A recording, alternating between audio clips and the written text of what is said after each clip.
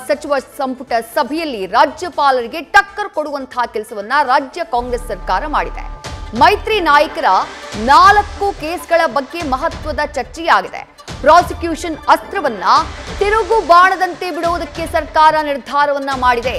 H D. Kumaraswamy, Janardhana Reddy, Shashikala Jolle ಹಾಗೆ Murugesh Nirani case ಕುರಿತು ಇವತ್ತಿನ ಸಚಿವ ಸಂಪುಟ ಸಭೆಯಲ್ಲಿ ನಿರ್ಧಾರವನ್ನ ಚರ್ಚೆಯನ್ನ ಮಾಡಲಾಗಿದೆ. 4 ವಿರುದ್ಧ ಪ್ರಾಸಿಕ್ಯೂಷನ್ ಅನುಮತಿಗೆ ಸಲಹೆಯನ್ನ ನೀಡುವುದಕ್ಕೆ ನಿರ್ಣಯವನ್ನ ತೆಗೆದುಕೊಳ್ಳಲಾಗಿದೆ. ರಾಜ್ಯಪಾಲರಿಗೆ ಈ ಬಗ್ಗೆ ಸಲಹೆಯನ್ನ ನೀಡೋಕೆ ಸಭೆಯಲ್ಲಿ ತೀರ್ಮಾನವನ್ನ ಮಾಡಲಾಗಿದೆ. ಆರ್ಟಿಕಲ್ 163ರ ಅಧಿಕಾರವನ್ನ ಬಳಸಿಕೊಂಡು ರಾಜ್ಯಪಾಲರಿಗೆ ಸಲಹೆಯನ್ನ ನೀಡಬೇಕು ಅಂತ ಹೇಳಿ ತೀರ್ಮಾನವನ್ನ ಮಾಡಿದೆ ಇವತ್ತು ನಡೆದಂತಹ ಸಚಿವ ಸಂಪುಟ ಸಭೆಯಲ್ಲಿ. ಪ್ರಾಸಿಕ್ಯೂಷನ್ ಅನುಮತಿ ಬಗ್ಗೆ ಇವತ್ತು ಸಚಿವ ಸಂಪುಟ ಸಭೆ ಮಹತ್ವದ ನಿರ್ಧಾರವನ್ನ ತೆಗೆದುಕೊಂಡಿರೋದು. ಇವತ್ತು ನಡೆದಂತಹ ಸಭೆ ಸಾಕಷ್ಟು ಪ್ರಾಮುಖ್ಯತೆಯನ್ನ ಪಡ್ಕೊಳ್ತು. ಮುಖ್ಯಮಂತ್ರಿಗಳ ಅನುಪಸ್ಥಿತಿಯಲ್ಲಿ ಡಿಸಿಎಂ ಡಿ.ಕೆ. ಶಿವಕುಮಾರ್ ಅವರ ನೇತೃತ್ವದಲ್ಲಿ ನಡೆದಂತಹ ಸಭೆ ಇದು. ಯಾಕಂದ್ರೆ ರಾಜ್ಯಪಾಲರು ಮುಖ್ಯಮಂತ್ರಿಗಳ ವಿರುದ್ಧ ಪ್ರಾಸಿಕ್ಯೂಷನ್ಗೆ ಏನ್ ಅನುಮತಿಯನ್ನ ಕೊಟ್ಟಿದ್ದಾರೆ, ಆ ಕಾರಣಕ್ಕಾಗಿ ಮುಖ್ಯಮಂತ್ರಿಗಳ ಅನುಪಸ್ಥಿತಿಯಲ್ಲಿ ಇವತ್ತಿನ ಸಚಿವ ಸಂಪುಟದ ಸಭೆ ನಡೆಯುತ್ತೆ. ಆ ಸಭೆಯಲ್ಲಿ ಕೆಲವೊಂದಿಷ್ಟು ಮಹತ್ವದ ನಿರ್ಧಾರಗಳನ್ನ ತೆಗೆದುಕೊಳ್ಳಲಾಗಿದೆ. ಗವರ್ನರ್ ಮುಂದಿರುವಂತಹ ಪ್ರಾಸಿಕ್ಯೂಷನ್ಗಳ ಇತ್ಯರ್ಥಕ್ಕೆ ನಿರ್ಣಯವನ್ನ ತೆಗೆದುಕೊಳ್ಳಲಾಗಿದೆ. 10 ಹಲವು ಕೇಸಸ್ಗಳಿದ್ದಾವೆ. ಮೊನ್ನೆ ಕೋರ್ಟ್ನಲ್ಲಿ ವಾದ ಪ್ರತಿವಾದವನ್ನ ಮಾಡುವಂತಹ ಸಂದರ್ಭದಲ್ಲೂ ಮುಖ್ಯಮಂತ್ರಿಗಳ ಪರ ವಾದವನ್ನ ಮಾಡಿದಂತಹ ಅಭಿಷೇಕ್ ಮನು ಸಿಂಘವಿ ಅವರು ಕೂಡ ಇದೇ ವಿಚಾರವನ್ನ ಸ್ಟ್ರೆಸ್ ಮಾಡಿದ್ರು. ರಾಜ್ಯಪಾಲರ ಮುಂದೆ 12ರಿಂದ 15 ಕೇಸ್ಗಳು ಪೆಂಡಿಂಗ್ ಇದ್ದಾವೆ. ಪ್ರಾಸಿಕ್ಯೂಷನ್ಗೆ ಪೆಂಡಿಂಗ್ ಇರಿಸಲಾಗಿದೆ. ಆ ಕೇಸ್ಗಳ ಬಗ್ಗೆ ರಾಜ್ಯಪಾಲರು ನಿರ್ಧಾರವನ್ನ ತೆಗೆದುಕೊಳ್ಳಿಲ್ಲ. ಆದ್ರೆ ಮುಖ್ಯಮಂತ್ರಿಗಳ ಪ್ರಾಸಿಕ್ಯೂಷನ್ಗೆ ಅನುಮತಿ ಕೋರಿದಂತಹ ಅರ್ಜಿಗೆ ತಕ್ಷಣಕ್ಕೆ ರಿಯಾಕ್ಟ್ ಮಾಡಿದ್ರು ಅಂತ ಹೇಳಿ ಈಗ ಯಾವ ಅಸ್ತ್ರವನ್ನ ರಾಜ್ಯಪಾಲರು ಸಿಎಂ ವಿರುದ್ಧ ಬಳಸಿದ್ದಾರೆ ಅಂತ ಹೇಳಲಾಗ್ತಾ ಇದೆಯೋ ಅದೇ ಅಸ್ತ್ರದ ಮೂಲಕ ವಿಪಕ್ಷ ಬಿಜೆಪಿಗೆ ಟಕ್ಕರನ್ನ ಕೊಡೋದಕ್ಕೆ, ಮೈತ್ರಿ ಪಾಳಿಯಕ್ಕೆ ಟಕ್ಕರನ್ನ ಕೊಡೋದಕ್ಕೆ ಕಾಂಗ್ರೆಸ್ ಸರ್ಕಾರ ತೀರ್ಮಾನವನ್ನ ಮಾಡಿದೆ. ಅಂದ್ರೆ ಅದೇ ಅಸ್ತ್ರವನ್ನ ಬೂಮ್ರಾಂಗ್ ಮಾಡೋದಕ್ಕೆ ಕಾಂಗ್ರೆಸ್ ಸರ್ಕಾರ ನಿರ್ಧಾರವನ್ನ ಮಾಡಿದೆ. ಪ್ರಾಸಿಕ್ಯೂಷನ್ಗಳ ಇತ್ಯರ್ಥಕ್ಕೆ ನಿರ್ಣಯವನ್ನ ತೆಗೆದುಕೊಳ್ಳಲಾಗಿದೆ. ಶೀಘ್ರದಲ್ಲೇ ನೀವು ಪ್ರಾಸಿಕ್ಯೂಷನ್ ಬಗ್ಗೆ ಕ್ರಮವನ್ನ ತೆಗೆದುಕೊಳ್ಬೇಕು.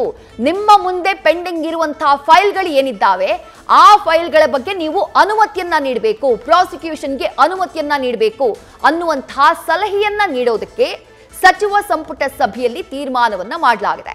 ಕುಮಾರಸ್ವಾಮಿಯವರ ಪ್ರಕರಣ ಸೇರಿ ಯಾವ ಪ್ರಕರಣದಲ್ಲಿ ಈಗ 2ನೇ ಮನವಿ ಪತ್ರ ಲೋಕಾಯುಕ್ತ ಎಸ್ಐಟಿ ಸಲ್ಲಿಕೆ ಮಾಡಿದೆಯಲ್ಲ ಆ ಕೇಸ್ ಸೇರಿದಂತೆ ಎಲ್ಲ ಪ್ರಕರಣಗಳ ಕ್ರಮಕ್ಕೆ ಸಲಹೆಯನ್ನ ನೀಡಲಾಗಿದೆ. ಅದರಲ್ಲಿ ಪ್ರಮುಖವಾಗಿ ಬರುವಂತದ್ದು ಬಿಜೆಪಿ ನಾಯಕರಾದಂತಹ ಶಶಿಕಲಾ ಜೊಲ್ಲೆ ಅವರ ಪ್ರಕರಣ, ಹಾಗೆ ಜನಾರ್ದನ ರೆಡ್ಡಿ ಅವರ ಪ್ರಕರಣ, ಜೊತೆಗೆ ಮಾಜಿ ಸಚಿವರಾಗಿರುವಂತಹ ಮುರುಗೇಶ್ ನಿರಾಣಿಯವರ ಪ್ರಕರಣ ಪೆಂಡಿಂಗ್ ಇದೆಯಲ್ಲ ರಾಜ್ಯಪಾಲರ ಮುಂದೆ, ಅದನ್ನು ಪ್ರಾಸಿಕ್ಯೂಷನ್ಗೆ ಕೊಡಿ ಅನ್ನುವಂತಹ ಸಲಹೆಯನ್ನ ರಾಜ್ಯಪಾಲರಿಗೆ ನೀಡೋಕೆ ಇವತ್ತು ನಡೆದಂತಹ ಕ್ಯಾಬಿನೆಟ್ ಸಭೆಯಲ್ಲಿ ನಿರ್ಧಾರವನ್ನ ಮಾಡಲಾಗಿದೆ.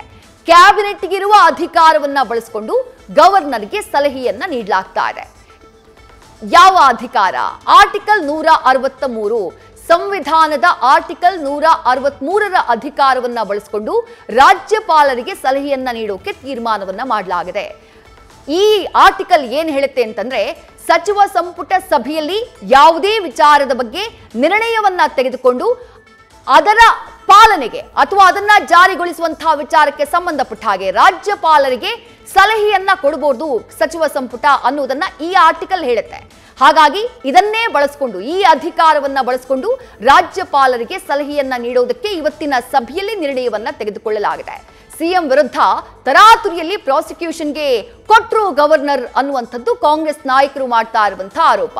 ರಾಜ್ಯಪಾಲರಿಗೆ ಕ್ಯಾಬಿನೆಟ್ ಮೂಲಕ ಕಾಂಗ್ರೆಸ್ ಸದ್ಯ ತಿರುಗೇಟನ್ನ ಕೊಡುವಂತಹ ಕೆಲಸ ಮಾಡಿದೆ ಅಂತಾನೆ ಸದ್ಯ ಇದನ್ನ ವಿಶ್ಲೇಷಣೆ ಮಾಡಲಾಗ್ತಾ ಇದೆ. ಬಾಕಿ ಇರುವ ಪ್ರಕರಣಗಳಲ್ಲಿ ಕ್ರಮಕ್ಕೆ ಇವತ್ತು ನಡೆದಂತಹ ಸಚಿವ ಸಂಪುಟ ಸಭೆಯಲ್ಲಿ ಸಲಹೆಯನ್ನ ನೀಡಬೇಕು ಅನ್ನುವಂತಹ ನಿರ್ಣಯವನ್ನ ಸಚಿವ ಸಂಪುಟ ಸಭೆಯಲ್ಲಿ ಕೈಗೊಳ್ಳಲಾಗಿದೆ. ಆ ಮೂಲಕ ಯಾವ ಅಸ್ತ್ರವನ್ನ ಮುಖ್ಯಮಂತ್ರಿಗಳ ವಿರುದ್ಧ, ಸಿದ್ದರಾಮಯ್ಯ ಅವರ ವಿರುದ್ಧ ಪ್ರಯೋಗ ಮಾಡಲಾಗಿತ್ತೋ ಅದೇ ಅಸ್ತ್ರವನ್ನ ಸದ್ಯ ವಿಪಕ್ಷ ನಾಯಕರ ವಿರುದ್ಧವೂ ಬಳಕೆ ಮಾಡಿಕೊಳ್ಳೋದಕ್ಕೆ, ಆ ಮೂಲಕ ರಾಜ್ಯಪಾಲರ ಮೇಲೆ ಒತ್ತಡವನ್ನ ಹೇರೋದಕ್ಕೆ ರಾಜ್ಯ ಸರ್ಕಾರ ತೀರ್ಮಾನವನ್ನ ಮಾಡಿದೆ. ನ್ಯೂಸ್ ಫಸ್ಟ್ ನಿರ್ಭೀತಿಯಿಂದ ನಿಮ್ಮ ಪರವಾಗಿ.